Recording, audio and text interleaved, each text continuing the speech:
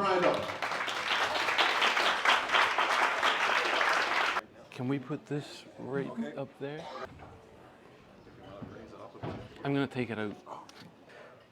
So this is Monday night in Bonavista. And he went up and he said,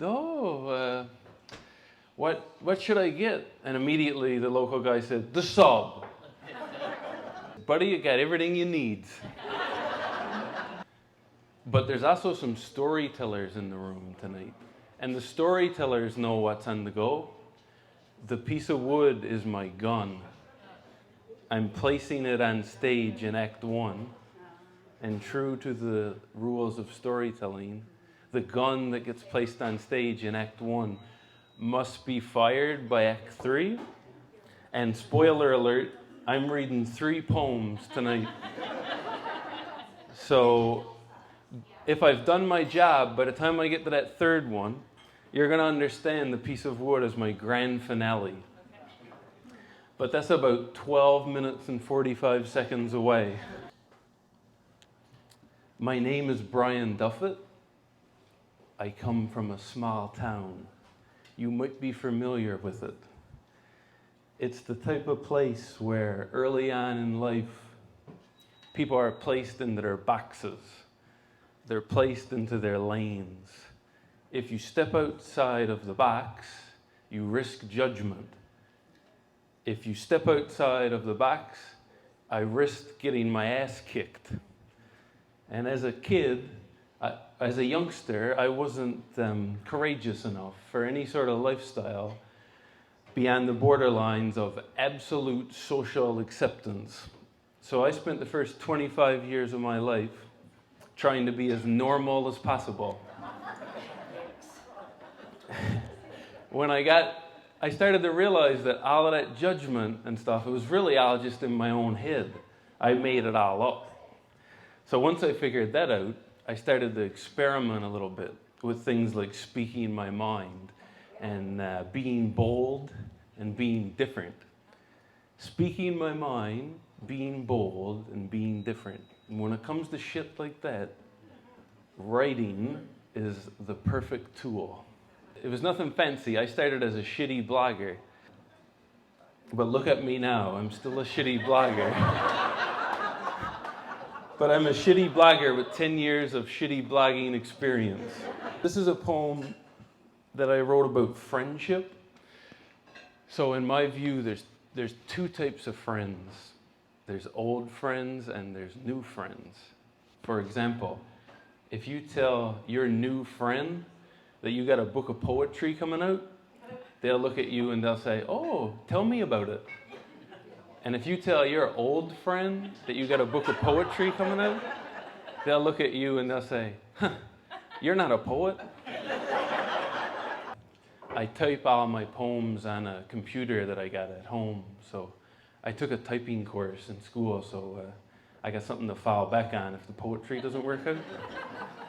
Writing is important because people who can write well are people who can think well, and that's all I really care about. I just want to think clearly, and writing is like thinking practice. I asked myself, what if I started thinking clearly regularly? What if I made a habit of it? What if I could take a complex emotional issue and write about it in a way that connected with people? What if I started doing that at work? What if I started doing it with my friends and family? What if I could take what I wrote and get up on stage and say it in front of a bunch of people? What if I could listen to the feedback I got and the criticism, listen to it, go back, revise what I wrote, and make it even better? I'd say at that point, I'd be fucking unstoppable.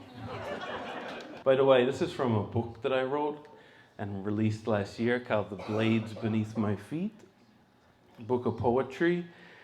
When people hear the title, they think I wrote a hockey book. It's not a hockey book. There is hockey in the book, but it's not a hockey book. The blades refers to blades of grass because I'm a classic grass is greener on the other side person. And the book is all about the struggle between my attraction to the grass on the other side of the street versus the absolute neglect of the grass beneath my own feet. This poem is called What Remains, and I like to read it at poetry night because it's a poem about being a poet. It goes like this. I was a hockey player when the world wasn't wrong, with visions of the big leagues like the Tom Cochrane song. On a breakaway, I took my shot. Now that old stick is left to rot. I guess you could say I had my moment. What remains is for the poet. She weathered through many long seasons. She took a bird's eye view and didn't see one good reason. Stole that from Tracy Chapman. Now the kids have grown and the road is open and the clock is ticking and the chains are broken. I guess you could say she had her moment. What remains is for the poet. Last verse. At a crowded table, I looked around and I felt collected from the lost and found. But the passing of time spoiled my toast, and now the table is empty, so I sit with the ghosts. I guess you could say I had my moment. What remains is for the poet. Thanks a lot.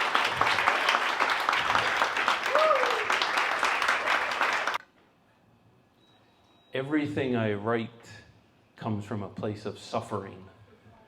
That sounds depressing, but it's true. You probably didn't think you were going to hear any John Bon Jovi lyrics tonight, but it was Bon Jovi who said, the roses need the rain like the poet needs the pain. And I agree. The poet needs the pain.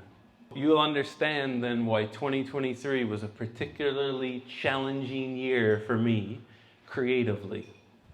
Because I fell in love. Yes, I did. Yes, I did. And I'm pretty happy. Pretty happy. And I didn't write shit. Turns out I need the pain. If everything I write comes from a place of suffering, if I'm not suffering, I'm not going to be writing very much, am I? A voice came into my mind. It said, Bryan, why don't you write some love songs? Maybe that's the new creative challenge. Immediately, fucking immediately, another voice comes up in my head. It's not safe. So I wrote this love song, and this song is dedicated to, well, let's just call her Jane Doe.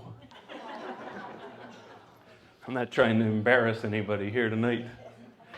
The road led here and shivering. At my door you've come undone. So warm yourself on my fire, babe. Your chasing days are done. Woo! Thanks. Mercifully, we've come to the end.